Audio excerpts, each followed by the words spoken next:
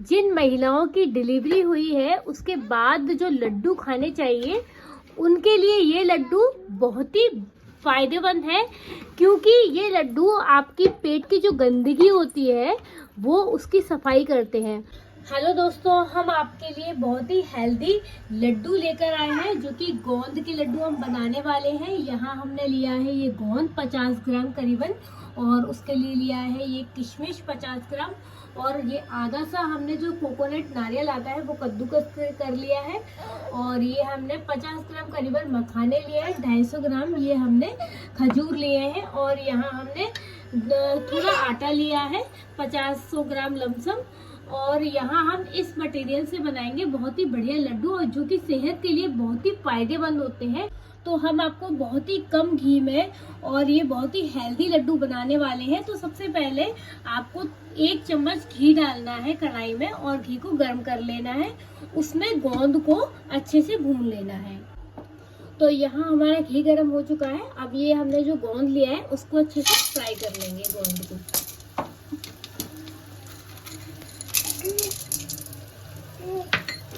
अच्छे से चलाते हुए, और गैस का फ्लेम स्लो ही रखना है। अगर आप गैस का फ्लेम हाई रखेंगे तो आपका गोंद अच्छा नहीं भुनेगा और ये जला जला सा हो जाएगा। तो फ्लेम का हमेशा याद रखें, फ्लेम हमेशा स्लो ही रखना है भूनने के टाइम। और आपको गोंद मार्केट में इजीली मिल जाएगा। आप किराने की दुकान पे भी जा सकते हैं, वहाँ आपको और इजीली मिल जाएगा। तो हम यहाँ गोंद के लड्डू क्यों बना रहे हैं, इसका रीज़न हम आपको ये बताते हैं, क्योंकि गोंद के लड्डू महिलाओं के लिए बहुत ही फायदेमंद होते हैं। जिनको पीरियड कंटिन्यू नहीं आता उनके लिए तो ये बहुत ही लाभकारी है। साथ में जिनकी हड्डियों में दिक्कत रहती है और खून की कमी रहती है, थकान रहती है, तो उनके लिए ये सेवन करेंगे ये लड्डू, तो उसके लिए बहुत ही फायदेमंद होते हैं। तो अब जब भी आपको थकान महसूस हो या खून की कमी नजर आए या आपका पीरियड मिस हो रहा हो, तो आप गोंद के लड्डू बनाकर खा सकते हैं। तो फाइनली हमारी गोंद भून चुकी है, अब इसको निकाल लेंगे।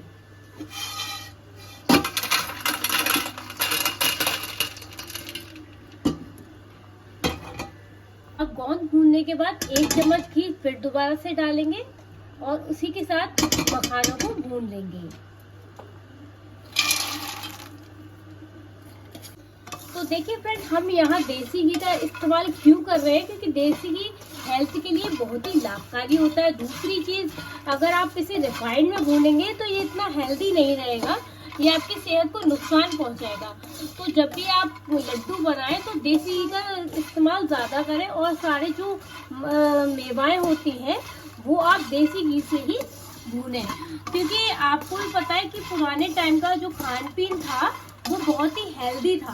तो ये पुरानी ही खान पीन है, और इस टाइम नई पीढ़ी को नहीं पता कि ऐसे लड्डू भी बनते हैं, और वो लोग नहीं सेवन करते, तो उनमें इतनी एनर्जी नहीं होती। जो पुराने टाइम के लोगों में आज भी एनर्जी है, वो आज के युवा में नहीं है।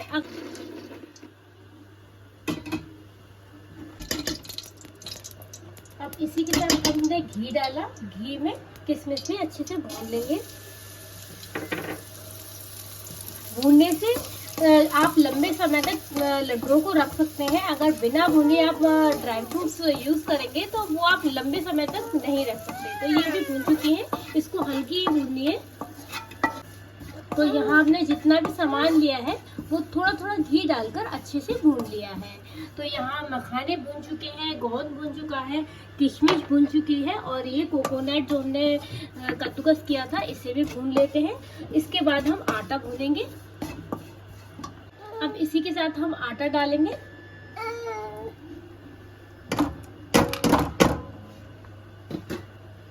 और आटे को चलाते हुए अच्छे से भूनेंगे, और आटे को हल्का बादामी कलर का ही भूनेंगे, ज्यादा नहीं भूनेंगे। अगर ज्यादा भून लेंगे तो लड्डू कड़वे कड़वे से लगेंगे, तो इसलिए आटे को हल्का बादामी ही भूनना है। जैसे पंजीरी भूनते हैं ना, उसी तरह से इस आटे को भूनना है। आपको एक ट्रिक्स और बताती हूँ, अगर आपको लड्डुओं का स्वाद बढ़ाना है तो आप इस आटे में सूजी भी मिक्स कर सकते हैं। इससे लड्डुओं का टेस्ट और अच्छा हो जाएगा। और इसको अच्छे से भून लें। तो फाइनली हमारा आटा भी भून चुका है, देख सकते हैं बिल्कुल बादामी कलर का भुना है, जैसे पंजीरी भूनते हैं उसी तरह से हमने ये आटा को भून लिया है। तो अब इसको निकाल लेते हैं।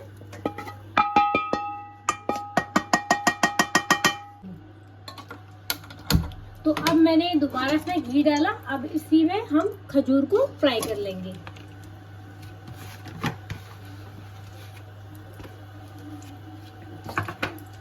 खजूर आप जानते ही हैं कि खून की कमी दूर करने के लिए खजूर कितना फायदेमंद होता है, इसलिए यहाँ हमने खजूर भी इस्तेमाल किया है। तो हमने खजूर भी भूनकर निकाल लिए हैं।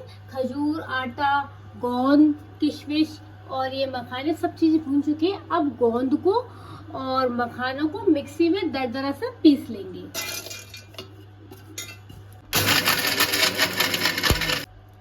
तो फाइनली हमारा गोंद पिसकर रेडी हो चुका है, अब इसे निकाल लेते हैं।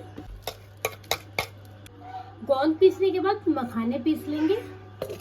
गोंद को एकदम बारीक पीसना है इस तरह से, और मखाने जो पीसने हैं वो थोड़े दरदरे पीसने हैं इस तरह से। तो ये हमारी दोनों चीज पिस चुकी है।